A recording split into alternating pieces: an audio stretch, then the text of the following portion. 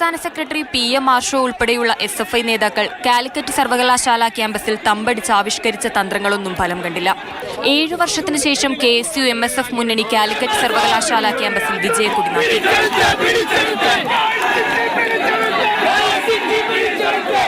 ചെയർപേഴ്സണായി Palakkad Victoria കോളേജിലെ KSU നേതാവ് നിതിൻ ഫാത്തിമ വിജയിച്ചു. വളാഞ്ചേരി മജ്ലിസ് ആർട്സ് ആൻഡ് സയൻസ് കോളേജിലെ MSF പ്രതിനിധി മുഹമ്മദ് സഫ്വാനാണ് ജനറൽ സെക്രട്ടറി. ഇതിനു പുറമെ 2 വൈസ് ചെയർപേഴ്സൺ സ്ഥാനവും ജോയിന്റ് സെക്രട്ടറി സ്ഥാനവും UDSF സഖ്യം നേടി.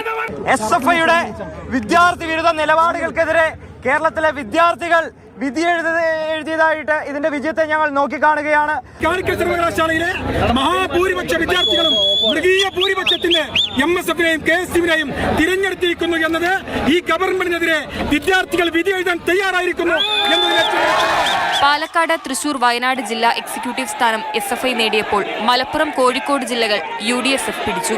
ഹൈക്കോടതി നിർദ്ദേശത്തെ തുടർന്ന് കനത്ത സുരക്ഷയിലായിരുന്നു തിരഞ്ഞെടുപ്പ്. മാതൃഭൂമി ന്യൂസ്, മലപ്പുറം.